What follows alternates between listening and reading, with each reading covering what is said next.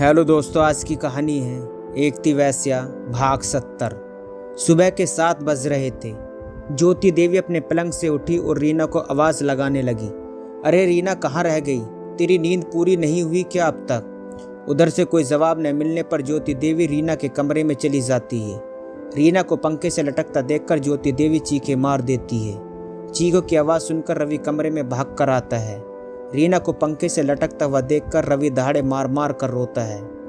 उनके घर से रोने की पीटने की आवाज़ें सुनकर सभी गांव वासियों से घर में आ जाते हैं। रवि और रमेश दोनों रीना का शव पंखे के नीचे उतारते हैं। कुसुम की नजर रीना के हाथ में पकड़ी पर्ची पर पड़ती है। कुसुम, रीना के हाथ में एक ऐसा पर्चा है। मैक सबको सुसाइड नोट पढ़कर सुनाती है। यह सुनकर तो पूरे गांव वाले रोने लगते हैं। सच में बहुत प्यार था दोनों भाई बहनों में।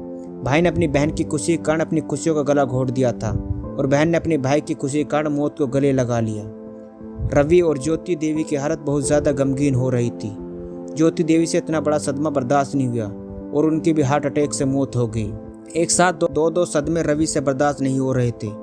उसके ऊपर तो जैसे दुखों की बिजली ही गिर गई हो, लेकिन उसको खुद को संभाले हुआ था क्योंकि अंतिम संस्कार उसी को करना था। कल तक कलनौर गाँव में खुशियाँ मनाई जा रही थी। आज पूरा गांव दुखी था। एक साथ दो लाशों का अंतिम संस्कार करने के लिए बहुत बड़ा कलेजा चाहिए। दोनों चिता को अग्नि देने के बाद रवि शमशान घाटों में घुटने के बल लेटकर चीखे मार मार कर रोता है।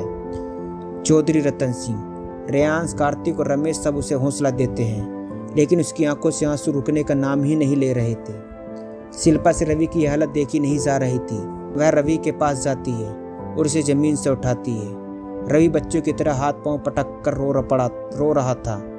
शिल्पा उसे गले लगाती है और उसकी आंखों से आंसू साफ करती है।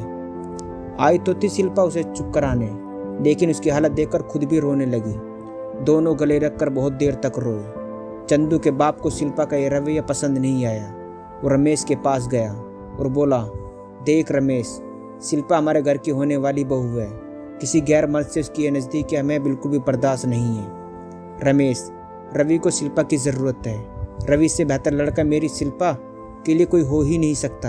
अगर तुमसे यह बात बर्दाश्त नहीं होती तो मत करो। मैं खुद यह रिश्ता तोड़ता हूँ। महेश, सोच समझ कर तोड़ना रिश्ता, क्योंकि इस रिश्ते के साथ हमारी दोस्ती भी टूट जाएगी। रमेश, इस दुनिया में मुझे अपनी बेटी की खुशी से ज़्यादा बढ़कर कोई और चीज़ नहीं है। जैसे तुम्हें ठीक लगे कर लेना। महेश पूरे गुस्से में वहाँ से चला जाता है और उसके जाने के बाद धीरे धीरे सभी लोग अपने घर चले जाते हैं। रमेश रवि को अपने घर ले आता है। शिल्पा रवि की पसंद का खाना बनाती है, लेकिन रवि खाने से इनकार कर देता है। शिल्पा जबरदस्ती उसे खाना खिलाती है, लेकिन रवि के हलक से निवाला उतर ही नहीं रहा था। उतरता भी कैसे? अपनी बड़ी बहन और माँ की चिता को अग्नि देकर आ रहा था। रवि, मेरे साथ ऐसा क्यों हुआ? शिल्पा, भगवान की ही मर्जी थी। उसकी मर्जी के आगे किसकी चलती है? हम सबकी डोर भगवान के हाथ में है। हम तो सिर्फ कठपुतलियाँ हैं। वह जब चाहे जिसे चाहे अपने पास बुला सकता है। रवि, मैं खुद को कभी माफ़ नहीं करूँगा। ओके मेरी दीदी, मेरी खुशी के कारण मरी है। शिल्पा, कोई भी बहन नहीं चाहती कि अपने भाई के दर्द भरी जिंदगी जीते हुए देखे। रवि, क्या तुम्हें सुमित की याद नहीं आती?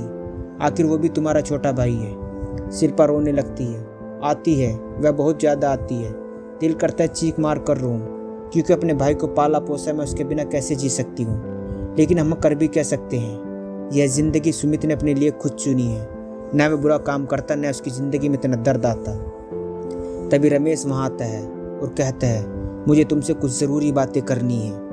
रवि, जी कहिए काका।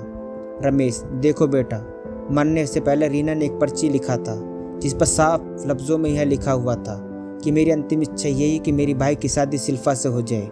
जब इन दोनों की शादी हो जाएगी तभी मेरी आत्मा को मुक्ति मिलेगी। इसलिए हम ग्रामवासियों ने यह फैसला लिया है कि तुम्हारी और शिल्पा की शादी महक की शादी वाले दिन ही करा दी जाए। रवि, लेकिन काका यह समय अभी नहीं कर सकता। मुझे कुछ महीने को समय दे।